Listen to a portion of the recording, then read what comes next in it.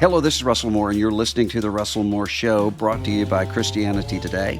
Every week, we explore here conversations and questions from a Christian perspective to help you sort out how to live as a follower of Jesus in confusing times.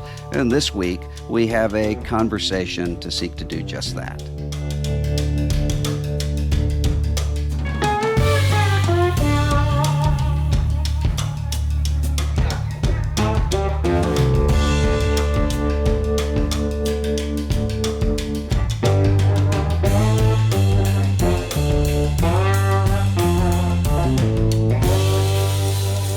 One of the most often asked questions that I get is someone saying, our church lived through the 2016 presidential election divided. Our church lived through the 2020 presidential election divided. Our church lived through Black Lives Matter protests divided. Our church lived through COVID divided.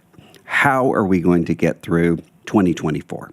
And that's one of the questions that we're going to be asking today with someone I really respect on this topic. The book is High Conflict, Why We Get Trapped and How We Get Out, which I read only because a friend of mine had recommended it. And I thought, you basically know what books about conflict are going to be.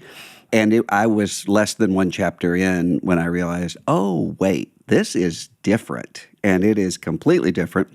And I have given out more copies over the past couple years than I can count right now. So I'm really glad to have Amanda Ripley with us on the show this week. She is a New York Times bestselling author, Washington Post contributing columnist. She's an investigative journalist, the co-founder of Good Conflict, LLC, and she's the author not only of High Conflict, but The Smartest Kids in the World and The Unthinkable. She's been writing for quite a while previously about human behavior for Time magazine in Washington and New York and Paris. Amanda Ripley, thanks for being with us today. Thank you so much for having me and for the kind words. I've learned so much from your show and from your writing and from your work, so I'm real excited to be here with you.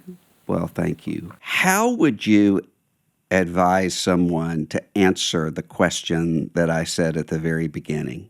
When someone is saying, how can we live through this kind of divisive time all over again? It's funny that you say that because it makes me think, believe it or not, about the Hatfields and the McCoys. You've heard of them, right? Oh, yeah. Like the quintessential American blood feud. So this was in the 1870s. Very few people actually know anything about it, but we've all heard of it, right? Which is interesting because there aren't that many cultural touchstones that we can all, relate to on some visceral level anymore. But that is one. It was a war that went on between those two families on the Kentucky-West Virginia border for 12 years. We know that over a dozen people were killed, maybe many more. We don't know for sure. But it was a contagion, just a really ugly conflict. And what made me think of it is the way it ended was that Cap Hatfield, who was one of the elders on the Hatfield side, wrote a letter to his local newspaper in West Virginia declaring that he had had enough. And he said, the war spirit in me is abated. And he said, I suspect we are all of us tired of the names Hatfield and McCoy. And so the whole letter was just laced through with exhaustion, and I hear that in the question that you asked and the question you're getting asked, which is, how can we keep doing this? Now, the good side about that is that is what we have to get to for things to change, is that kind of deep fatigue and a desperation for something else. And I think that's how most Americans feel. But it will require leaders to step up and create an alternative way of being in conflict. Well, I think you would have, say, a local pastor or small group leader or Sunday school teacher who would say, but I can't change the entire world. And that's where all of this is coming from. We're living and moving in this world. I want to ask you about what somebody can do as an individual or as a small group of people in a time like this, when it seems like what difference am I going to make here? But before we do that, you make a difference, a distinction between conflict and high conflict. So how does somebody know in a family or in a house of worship or somewhere else if they've moved from just good, regular conflict that's not passive-aggressive, sort of we're not going to talk about certain things, into high conflict? Yeah, it turns out there's a bright line in the research, which is kind of reassuring, right? And I think once you see it, it's hard to unsee it. I do think you can move in and out. It is a spectrum, right? But some of the characteristics, ways that you know you're probably in high conflict, are when you feel actual pleasure at the other side or other person's misfortune and tragedy, right? That would be one sure sign. Another would be when the other side or other person does something that you actually agree with, but you cannot acknowledge it. When you lose sleep over the conflict, when you have imaginary, repetitive, almost boring arguments with the other side in your own head. And in the research, we know from the research on emotion and conflict that anger isn't really the problem. It's contempt, right? That's the problem. It's disgust. Those are much harder to work with because right underneath them is the feeling that there is nothing that can be done, that the other side is irredeemable and the only option is total annihilation. And so that's where we get into violence and really difficult conflict. I mean, before we start talking about groups of people, we're just talking about that imaginary back and forth that you were talking about with an individual. If somebody is listening to this and he or she says, oh, wait, I think I'm doing that. I think that when I hear something bad has happened to this group or this person, I do get a little jolt of excitement about it. What can that person start to do about it if there's no way to actually resolve the conflict itself? Yeah, this is what's so hard, right? And I'm glad you asked it that way because it circles back to this question of what can anyone do, any individual, right, who feels so powerless right now. And by the way, that is a common theme, whether I talk to members of Congress, Fox News personalities, or my neighbor, we all feel powerless, which is interesting. Even the people who are objectively quite powerful, which is another sign of high conflict. But so it definitely starts with trying to get your own head in good conflict instead of high conflict. So every day I do a bunch of things to try to stay in good conflict, not only in our political conflict, but in my own personal conflicts. So try to start in my own head because that's the one thing I can influence, right? And then it does change my behavior towards others.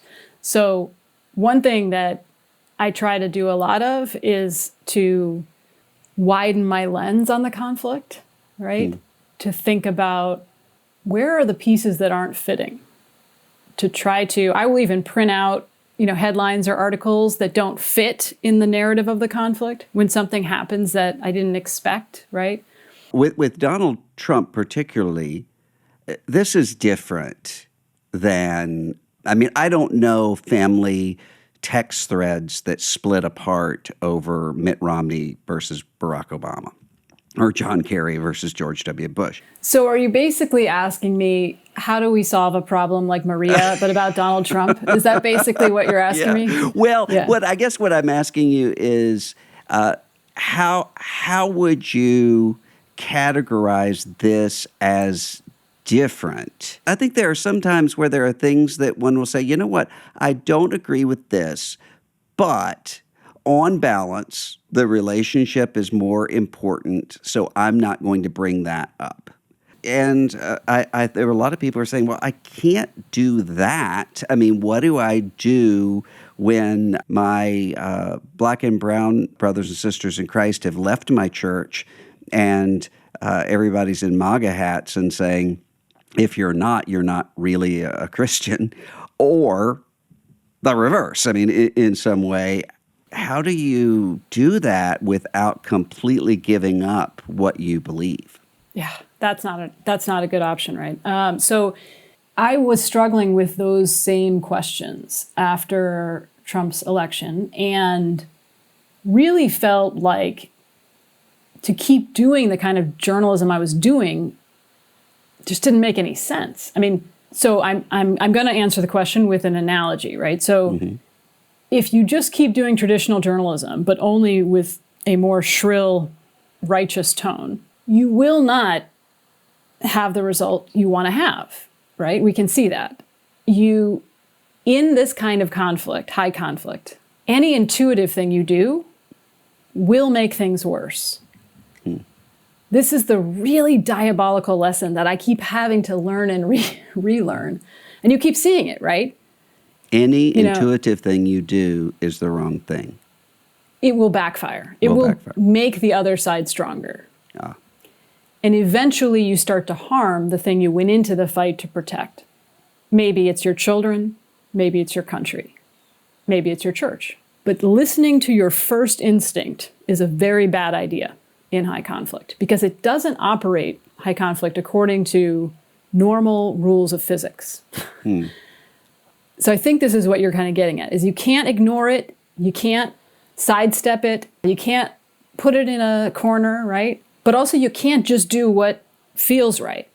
Yeah. Or you can, but then you're in this endless loop that we're in, right? So it feels like we're in a trap. And as the author China Mieville once said, a trap is only a trap until you know it's a trap. Once you know it's a trap, you can start finding the contours. So let me give you an example of what I mean. To try to find the contours of high conflict, I just did the one thing I know how to do. There's only one thing I know how to do in all my books and all my reporting, which is follow people who have been through the woods and out to the other side and ask them, what did you do? Like, what do you wish you had known? And so I followed a former gang leader in Chicago and a politician in California and a former guerrilla member in Colombia, and environmental activists in the UK, all these people who had really lost their minds in high conflict and lost years of their lives to the conflict, and eventually ended up mimicking the behavior of their opponents, which is also a sure sign of high conflict, but then shifted to something closer to good conflict, right?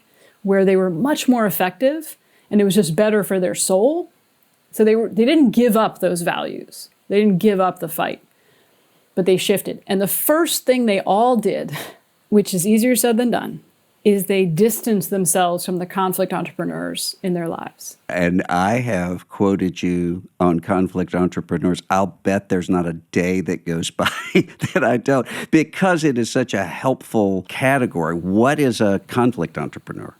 So a conflict entrepreneur is someone, or even a company or a platform or an organization that exploits conflict, that inflames conflict for their own ends, who seems to delight in every twist and turn that a conflict takes. Usually conflict entrepreneurs have some damage that they have not been able or willing to deal with. And they are spreading the pain around and the chaos, right? And right now, we've created a bunch of institutions, social media, politics, punditry, to reward, glorify, and celebrate conflict entrepreneurs. Yeah. So the first rule is to try not to be one, right? And it's very tempting. I don't know about for you, but for me, there are many tweets I just have erased, or wish I'd never sent years ago, because that's the incentives right now, is to be one. So in the case of the people I followed, Curtis Toller, the former gang leader who now does violence interruption for Chicago Cred, an organization in Chicago, he literally moved across town so people could not find him. So he's literally distancing himself from conflict entrepreneurs. But also he used to be one. So he understands that you can shift and not to give up on people. For other people, it's changing who's in your news feed. Like, it's not that turning down the volume on conflict entrepreneurs will fix the conflict. It's more that it will open up your own vision so that you can see opportunity when it presents itself.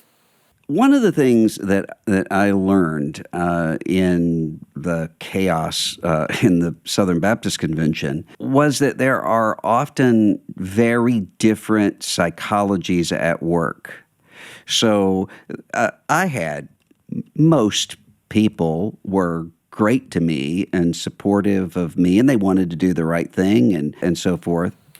But they did not have an incentive structure for conflict at all. But there is an incentive structure going the other direction, which means the other direction almost always wins. If not wins on the policy, they win in terms of what's on the table and what can be actually even discussed.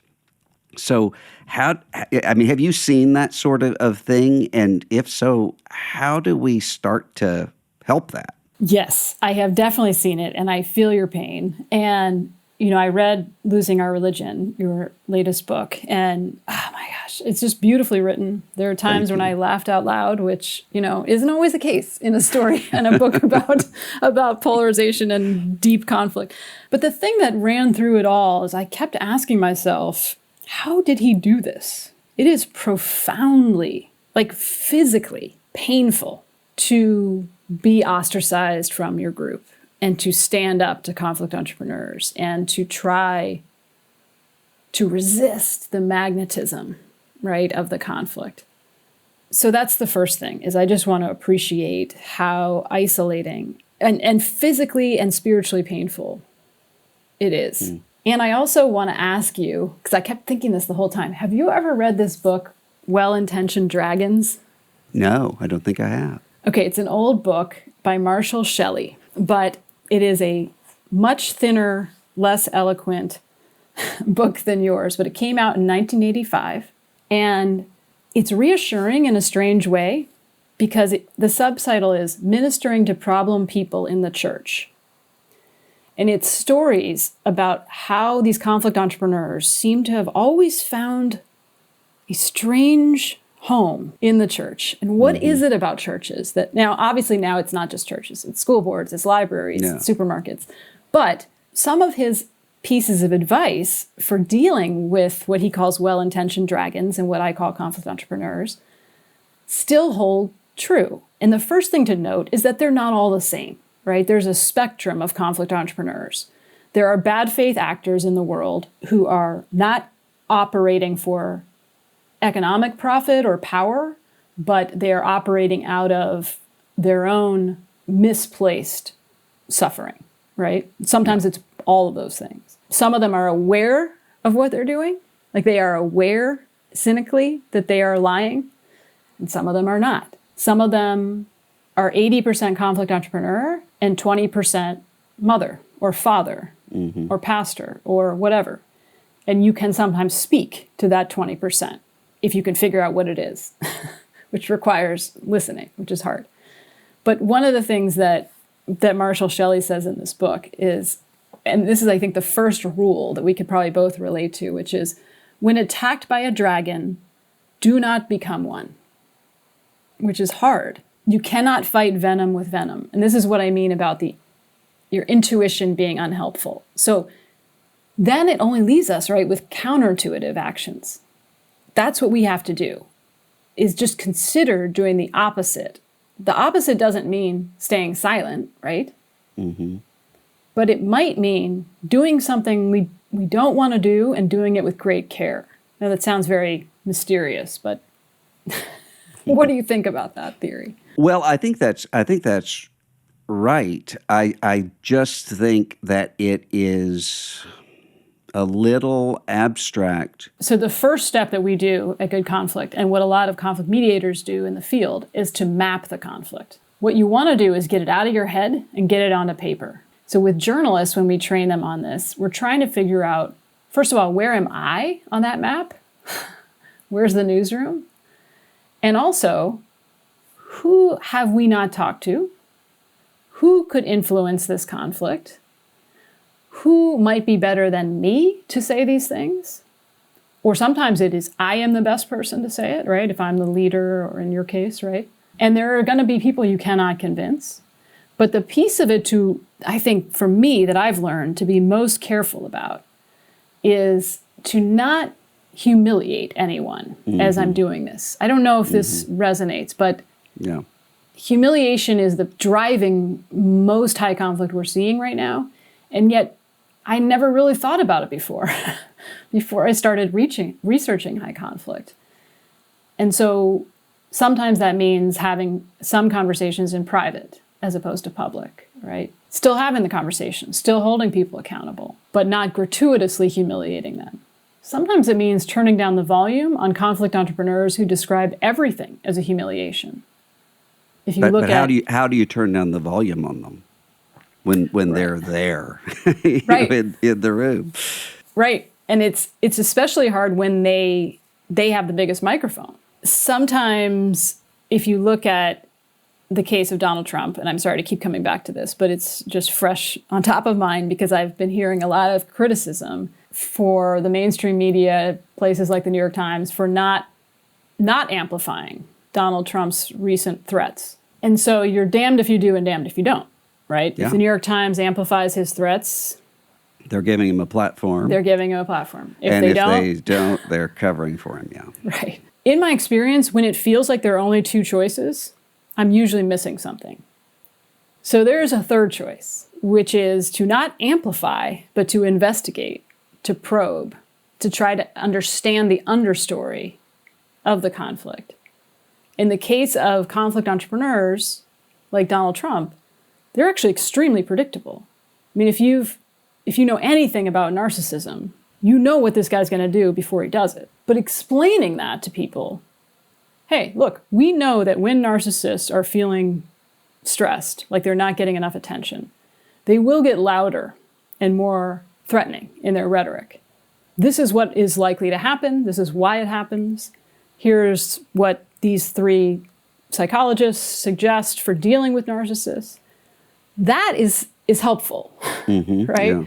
As opposed to just saying, can you believe what he said? Here's what he said. He's dangerous. So I think when it's in the situation like an institution and you cannot turn down the volume on a conflict entrepreneur, you have fewer choices. One thing you can do is try to understand them better so that you can get to that 10 or 20%, right? Like, what else do they care about? So in the Donald Trump example, what should the New York Times or CNN do when they have the damned if you do, damned if you don't on that? I know, it's a really great question. I think Because one of the things that's really concerning, and this is not just in terms of Trump, it's in terms of a lot of things, I've noticed how normalized things have become to me, much less to kind of the world at large. Things that I will think, if I heard about this in 2015, I would be in absolute shock. for me, it has been very helpful to try to articulate what the goal is. Like, most journalists have a theory of change, but they never say what it is. So the New York Times, okay, let's say I want the New York Times to help us reestablish norms, like you just said, of decency. Just basic decency, which we need. We need guardrails. You just can't have a society without them. The New York Times cannot do that right now. Mm-hmm. Some of this is my own magical thinking can get in the way, which is I think, oh, if only you'd call him a liar, then things would change. That's not how this works, right? So what can the New York Times do? The New York Times can do very little when it comes to Donald Trump's behavior and his most ardent supporters. That's just the way it is. Yeah. When you're in high conflict, what matters most is what people in your own group say about you. I wonder what you would think about whether this is the right way to handle something. I often have people who will say, I've got a family member I love, usually a mom or dad, actually, and I really want to connect with my mom and dad. I really don't want to end up debating COVID conspiracy theories or whatever the whole time that I'm over there. And I also don't want my kids to kind of hear that. But I don't want to disconnect from them. That will make it worse. What I've often told people is, why don't you have a conversation and say, look, we don't agree on this. Can we just declare this to be kind of a no-fly zone, and we just don't talk about that, and we talk about these other things, because you're not going to change me, I'm not going to change you, and our relationship just means too much to me to let that happen. So can we just do that? Is that avoidance? Or in that case, could that be a helpful thing to do? Yeah. I mean, I think that's great advice, especially right now, like approaching an election and right after an election. And also, I mean, we want to dose this stuff. We want to contain it because it's too much to have it all the time, right? Yeah. I think one of the things that we know is that if you are going to talk about these divisive things, you need to prepare for it like you are preparing for an Ironman competition, like for real. Like it's not something you just kind of wing your way through and just improv. So I think you can have more difficult conversations, but you need to prepare for it. You need to, again, get really clear on the goal. What is my most important goal here? Is it to continue the relationship, to stay connected, which I would suggest should be your most important goal? And if so, sometimes talking about these things can help with that connection, right? Because otherwise there's a wedge between you. Yeah. But you can't talk about them the way we've been talking about them. You can't talk about them the way politicians are talking about them. So you have to talk in advance and say, hey, I don't want to talk about this for more than 15 minutes, but I am really curious and I don't want this to get between us. Could we do this differently? Like issue the invitation. And then maybe they say, what do you mean differently? And you say, I want to ask you some questions and really listen to understand. And I'm going to play back for you what I think you're saying and see if I'm getting it right. And then I would love it if you do that for me. And if that feels too corny, right, then you come up with some other guardrails. But something like that where we take it out of the normal boxing ring and put it in a new one. And so we have a list of, 20 questions that we've compiled from journalists all over the world who work in really intense conflict. And it's at thegoodconflict.com. But some of them are really helpful to ask each other in these, if you want to go there, or if the other person takes you there, whether you want to or not. We'll link to that in the show notes as well. Yeah. Okay. So just to give you a sense, it gets us out of the talking points and says, what do you think the other group or the other side thinks of you? Mm-hmm. What do you wish they understood about you? What would you like to understand about them? And one of my favorite ones is, if you woke up tomorrow and this whole problem were solved, you got what you want, how would you know? That's a good question. Yeah, like walk me through that day. Like your alarm goes off, then what? And I've done this with staff on Capitol Hill and other people who are in a lot of conflict. And it's interesting because you see them really thinking, because it gets us out of our usual narratives about what's wrong and gets us into what would it look like for things to be different, which is what we really need in high conflict. We need more imagination just to get us out of that rut, right? And get us back to the personal. How do you articulate that in a time when it seems to me, usually about politics, but this also, I think, works in terms of all kinds of things. But there's an assumption that people have that one day we're either going to have total victory and exuberant joy, or we're going to have total defeat and be gone.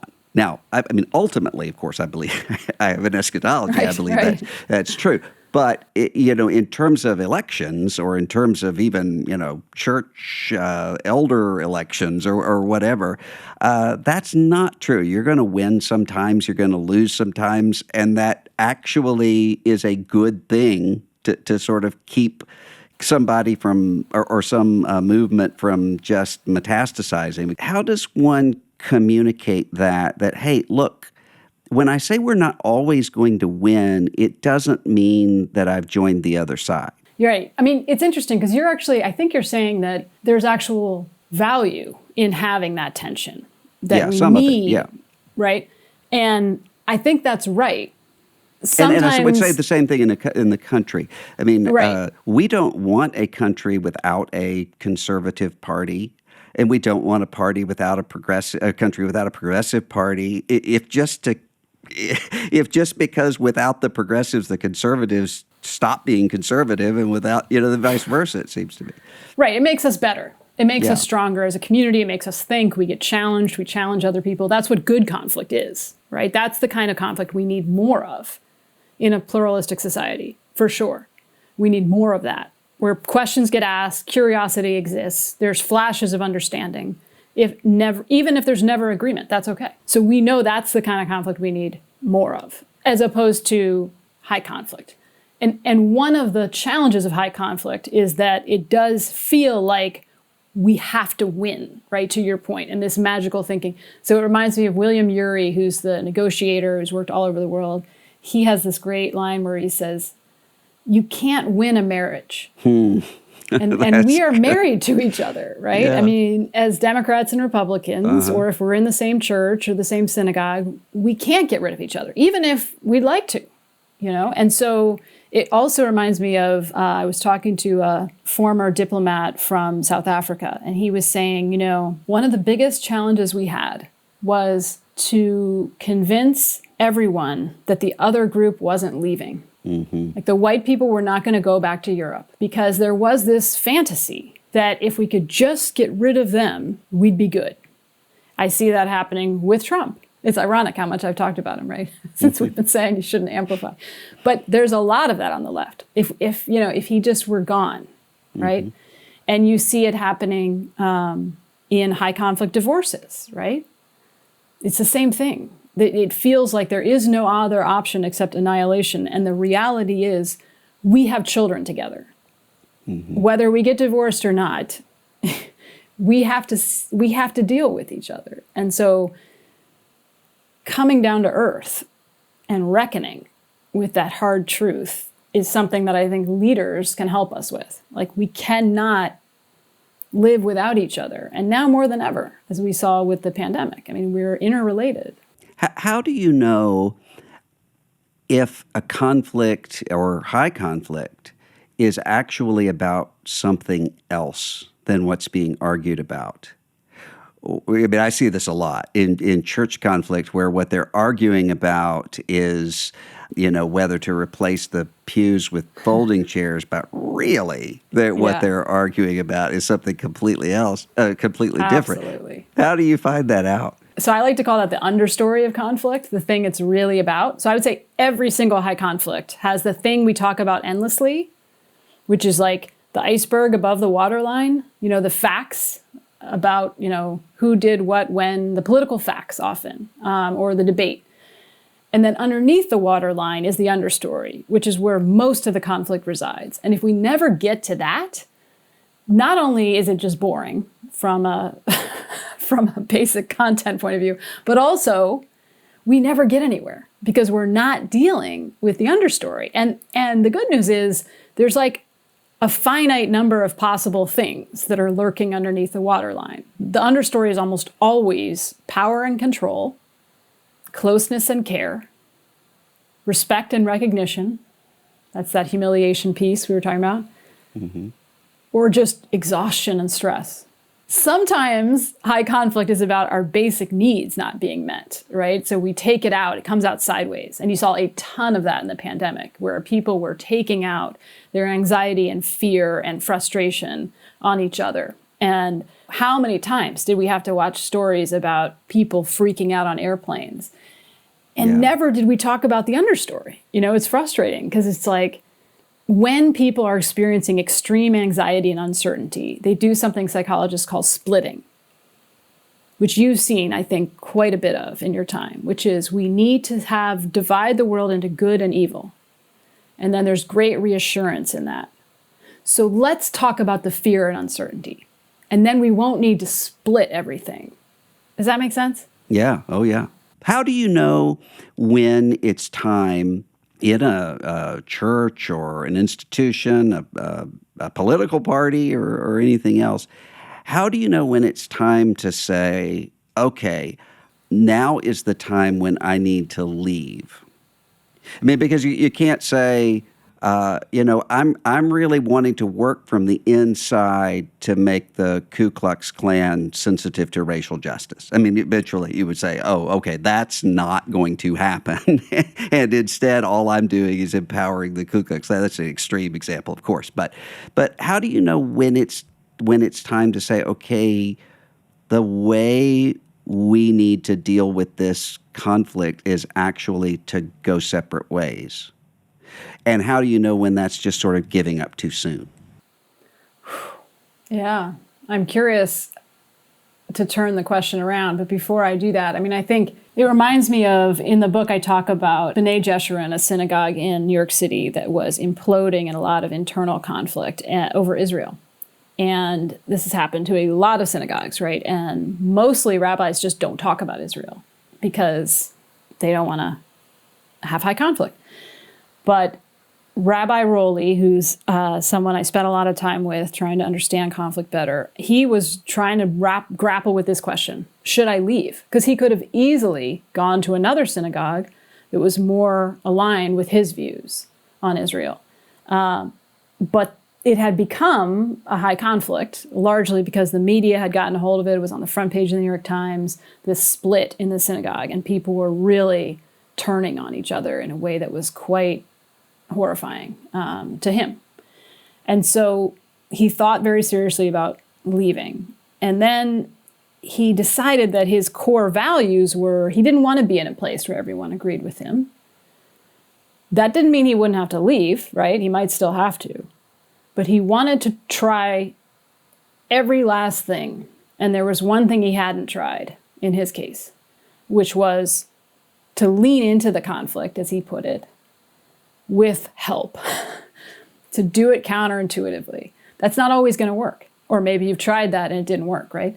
But in his case, they spent a year using Resetting the Table, which had done mediation in the Middle East, retraining how people interact in conflict in the synagogue and trying to cultivate good conflict.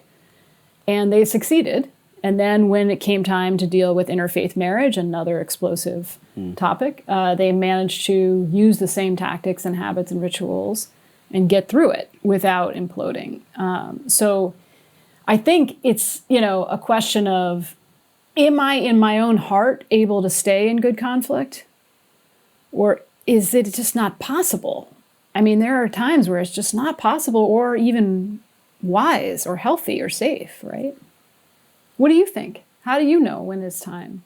Well, in my case, I chose a group of people who met three criteria.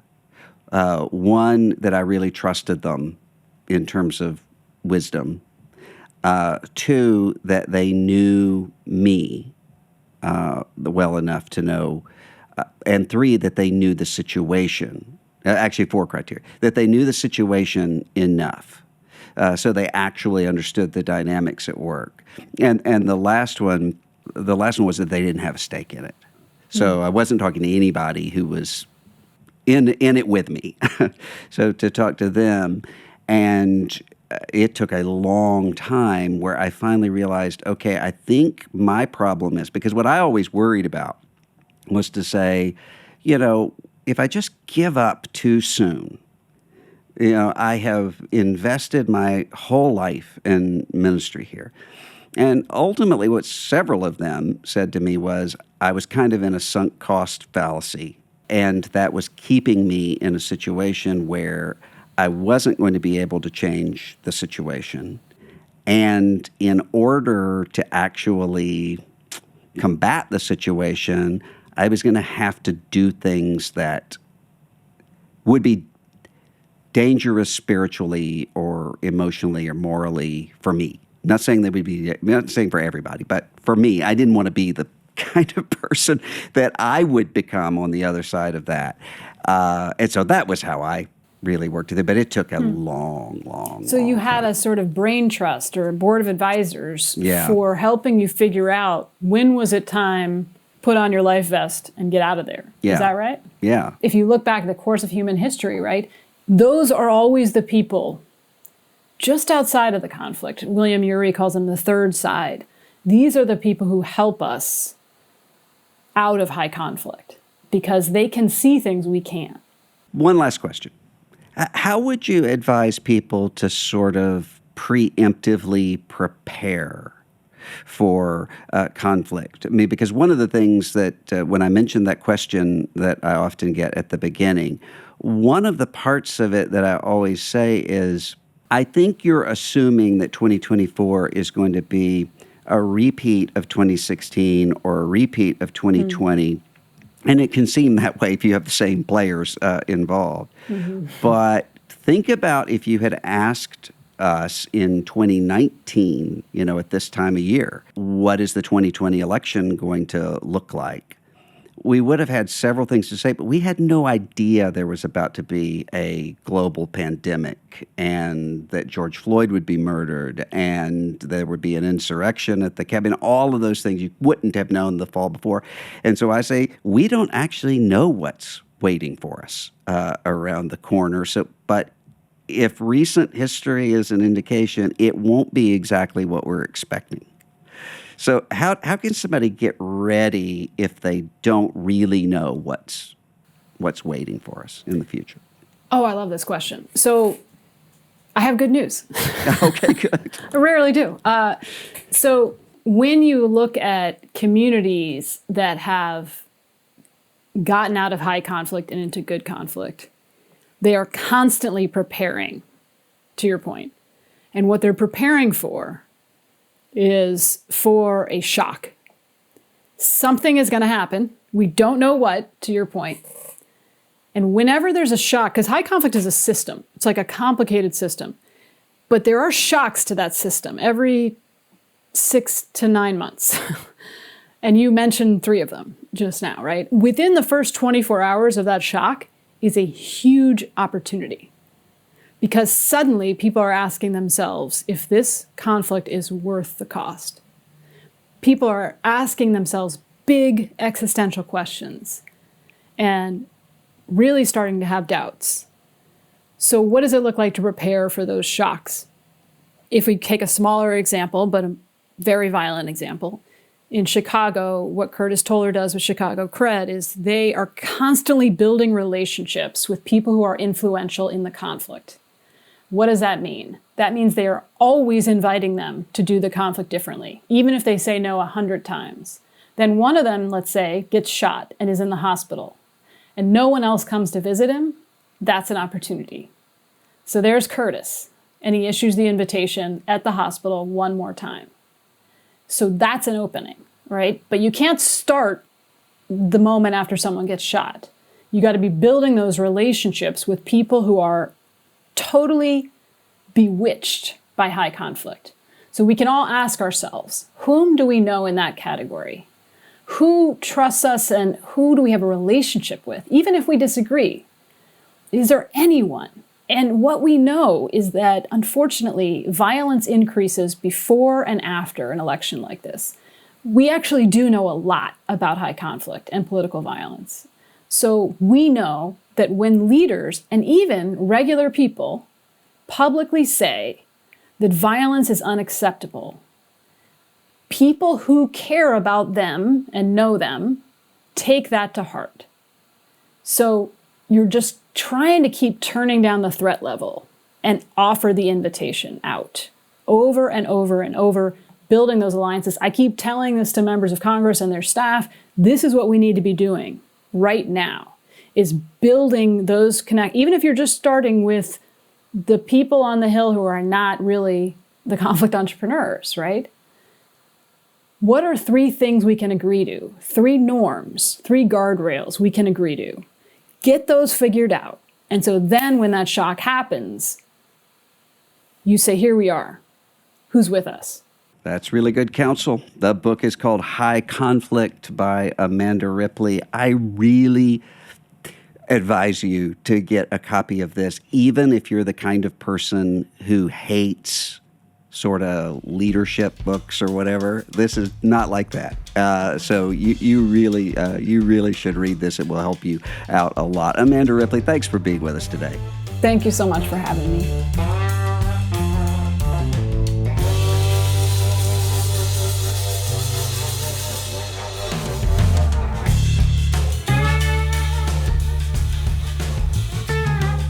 The Russell Moore Show is a production of Christianity Today. Executive producers are Eric Petrick, Russell Moore, and Mike Cosper. Host, Russell Moore. Producer, Ashley Hales. Associate producer, Abby Perry. Director of Operations for CT Media is Matt Stevens. Audio engineering is provided by Dan Phelps. Our video producer is Abby Egan. And the theme song for The Russell Moore Show is Dusty Delta Day by Lennon Hutton.